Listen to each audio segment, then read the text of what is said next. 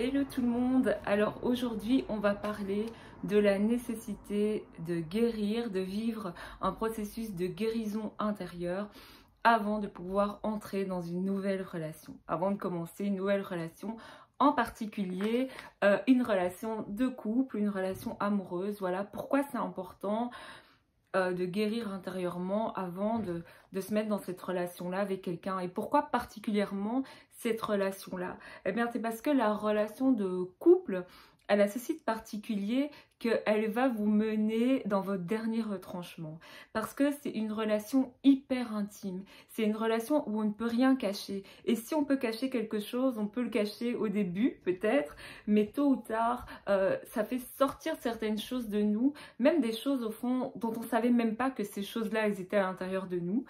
Eh bien, on se retrouve à les dire, on se retrouve à les faire, on se retrouve à crier, par exemple, d'une manière dont on n'avait jamais crié comme ça dans sa vie. On ne savait même pas qu'on était capable de s'énerver autant, on savait même pas qu'on était capable de dire des choses pareilles et on se retrouve à les dire, on se retrouve à les faire et waouh, en fait on va à la rencontre de nous-mêmes quand on est dans une relation de couple, dans une relation d'intimité.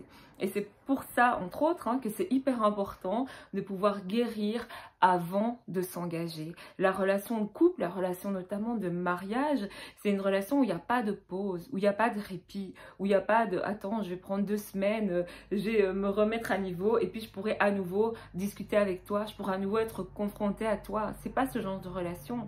Si au fond de nous, il y a des blessures, il y a des traumas, il y a des plaies qui sont ouvertes et qui nous font encore mal, eh bien c'est en particulier dans la relation de couple que tout ça va se révéler, que tout ça va remonter à la surface.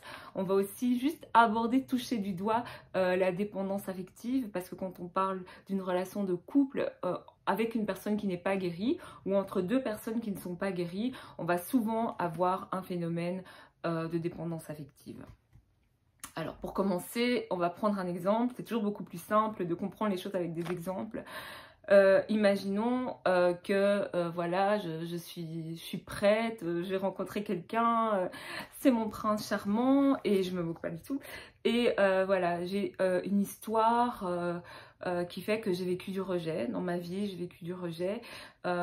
J'ai pas vécu avec mon papa il est jamais venu me voir, et il s'occupait pas tellement de moi et du coup, en tout cas vis-à-vis des hommes, j'ai une difficulté à me sentir aimée, à sentir que j'ai ma place, à sentir que j'appartiens, à recevoir de l'amour de la part d'un homme en particulier.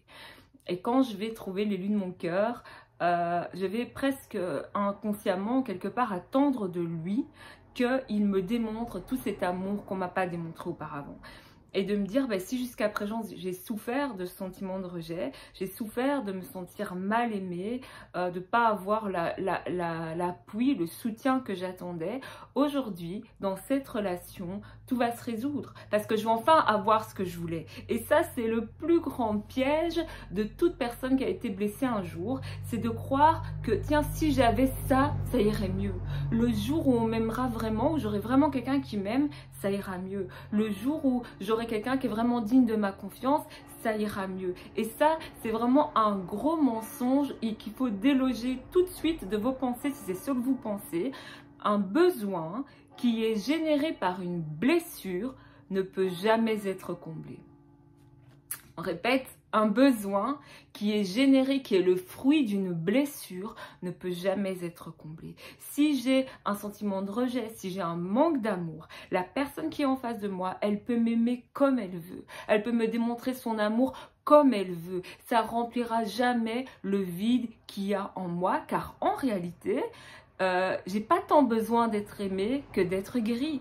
Ce dont j'ai surtout besoin, c'est d'être guérie, parce que tant que je ne serai pas guérie, cet amour si merveilleux, si magnifique qu'on me donne, de toute façon, je ne serai pas capable de le recevoir. Je serai pas. C'est comme le corps, vous savez, quand on mange, il y a certaines vitamines qui sont métabolisées, qui se dispersent dans le corps, etc. C'est comme si mon cœur, mon âme, qui doit recevoir cet amour, en fait, il est incapable de le recevoir. Pourquoi? Mais parce qu'il est brisé, parce qu'il est en 1000 morceaux. De la même manière, j'aurais du mal à aimer Mais ça, c'est un autre sujet. J'aurais en tout cas ici dans cet exemple du mal à recevoir cet amour-là, du mal à croire que je suis vraiment aimée. Et comme on l'avait vu dans une vidéo précédente, ma pensée va élaborer toutes sortes de scénarios qui vont venir alimenter cette idée qu'en réalité, je ne suis pas aimée. Donc vous allez avoir une personne en face de vous, un homme ou une femme, votre compagnon, votre compagne, qui vous aime sincèrement, qui va essayer de vous démontrer cet amour et qui va réaliser avec le temps qu'en réalité c'est jamais assez. Lui ou elle vous donne ce qu'il a à vous donner avec toute sa sincérité, mais c'est comme si ça tombait dans un pot qui n'a pas de fond. Donc quand ça tombe dans le vide et ça ne se remplit jamais. Et du coup, cette personne-là, elle va recevoir de votre part des reproches en disant, bah non, sûrement que tu fais quelque chose de mal, parce que moi je suis en couple avec toi et je me sens pas aimée. Sûrement qu'il y a quelque chose que tu pourrais faire différemment, parce que je me sens toujours mise de côté. Et cette personne-là va se retrouver avec un fardeau sur ses épaules qui est en réalité beaucoup trop lourd à porter pour elle ou pour lui. C'est le fardeau de votre guérison en fait. C'est le fardeau de devoir vous rendre heureux, c'est le fardeau de devoir réparer tout ce que la vie a abîmé en vous. Et ça, on ne peut décemment le demander à personne. On ne peut attendre ça d'aucun autre être humain, même si c'est l'homme de votre vie, la femme de votre vie, même si c'est la personne que Dieu a pour vous. Cette personne-là ne peut jamais porter la responsabilité ni le fardeau de guérir vos blessures. Vos blessures, il n'y a qu'un seul qui peut les guérir, c'est le chirurgien du cœur, c'est le chirurgien de l'âme et c'est le Saint-Esprit. Et il faut prendre conscience qu'on a ces blessures-là et il faut lui demander de venir mettre sa main. Il faut lui demander de venir mettre sa guérison. Il faut d'abord réaliser ce qui nous est arrivé, quel impact ça a eu sur nous, quelle trace, quelle blessure ça a laissé en nous. Et quand on réalise, ok, je pense que moi j'ai un sentiment de rejet et je pense que même quand les gens essayent de m'aimer sincèrement, c'est jamais assez pour moi et je reconnais qu'il m'est arrivé de mettre sur les autres le fardeau de mon bonheur, de mettre sur les autres le fardeau de pouvoir faire que je me sente aimée et que je leur ai demandé quelque chose qu'ils n'étaient pas capables de me donner. Et pourquoi est-ce que ce genre de comportement, ce genre de blessures qui ne sont pas guéries, pourquoi est-ce que ça peut amener à de la dépendance affective? Car en fait, c'est comme si on était incomplet. C'est comme si... parce qu'en fait, quand on a un sentiment de rejet, le besoin d'être aimé, c'est pas du tout un besoin inventé, hein, c'est un besoin vital. Quand on a un sentiment de rejet, le besoin d'être accepté, c'est conçu par le cerveau comme un besoin vital. Il se dit, si je n'ai pas cette acceptation-là, si je n'ai pas cet amour, si je n'ai pas ces preuves d'amour, je vais mourir. Et du coup, il les recherche à tout prix. Et dès qu'on va tomber sur une personne dont on pense que cette personne-là a la capacité de répondre à notre besoin que notre cerveau considère comme vital, on va s'attacher à cette personne comme si c'était une bouée dans un océan en pleine tempête. Et on va s'accrocher à cette personne d'une manière qui n'est pas saine du tout. Parce que tout ce qui est fruit d'un besoin, tout ce qui est voué à répondre à un besoin et non pas à un désir, c'est quelque chose qui va créer une dépendance. Tout ce qui répond à un besoin, ça peut potentiellement créer une dépendance. Or, quand on se met en couple avec quelqu'un, quand on commence une relation, ça doit toujours être le fruit d'un désir, mais pas d'un besoin. Cette personne-là, vous avez commencé votre vie sans elle ou sans lui. Et peut-être, je vous le souhaite pas, mais peut-être que vous terminerez votre vie sans elle ou sans lui. Donc je dis pas qu'on ne doit pas avoir besoin de notre conjoint, etc. C'est pas du tout ce que je suis en train de dire, ni que le conjoint ne doit pas répondre à certaines demandes, à certaines choses qu'on a en droit de recevoir. C'est pas ce que je suis en train de dire. Mais ce que je suis en train de dire, c'est que les besoins vitaux, en tout cas psychiques, les besoins de l'âme, ils n'ont qu'une seule source, ils n'ont qu'une seule réponse, et c'est en Jésus-Christ.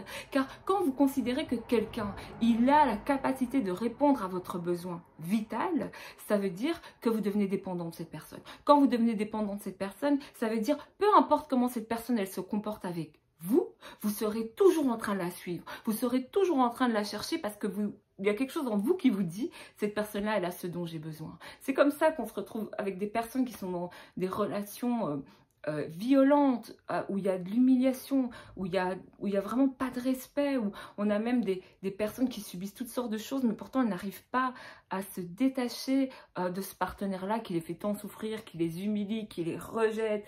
Ils vont peut-être passer leur journée à téléphoner, la personne ne répond pas, et puis 2 jours après, la personne elle se dit ok, j'ai envie de lui parler, elle rappelle, et l'autre est là. Et limite, il va même pas lui dire, mais pendant 2 jours, je t'ai appelé et tu m'as pas répondu. Il va dire, ah oui, oui, tu veux qu'on sorte, tu veux qu'on se voit, il n'y a pas de souci, je suis là. Et ça, c'est typique, c'est le comportement d'une personne qui est en dépendance. Donc, avant d'entrer dans une relation, il faut demander à Dieu de nous montrer ce qu'il y a dans notre cœur.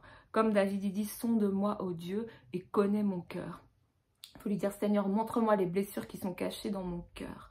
Quand une fois que j'aurai vu les blessures qui sont cachées dans mon cœur, je te prie que tu poses ta main sur ces blessures-là, que tu m'en guérisses et que tu me fasses comprendre que toi, tu es ma source, que je suis pleinement et complètement aimée et acceptée en toi. En fait, on en revient à ce sujet central hein, qui est l'identité en Christ. Qui suis-je? Qui m'aime? Pourquoi est-ce que j'existe? Qui peut répondre à mes besoins? Et à cette question, la réponse doit toujours être Christ. Ça ne peut jamais être mon prince charmant, mon mari, ma femme, etc. Parce qu'ils n'ont pas la capacité de répondre à ce besoin-là. On met sur les gens des fardeaux qu'ils ne peuvent pas porter, qui ne sont pas capables de porter. Ce fardeau-là, il y a un seul qui est, qui a été, qui sera toujours capable de le porter, c'est Jésus-Christ. Donc c'est lui notre source. Okay, et quand on est guéri et qu'on rentre dans une relation, sachant que de toute façon ma source est en Christ, j'accueille tout ce que tu me donnes avec reconnaissance, qui correspond aussi à mes désirs, à mes besoins, à ce que je m'imagine que mon compagnon, mon mari doit faire pour moi. Mais le jour où tu me le donneras pas, j'arrêterai pas de vivre et j'essaierai de t'aider parce que peut-être que toi-même aussi, tu auras quelque chose qui fait que tu n'es plus capable de me donner ce que tu me donnais. Donc la base de toute relation saine, c'est la guérison intérieure.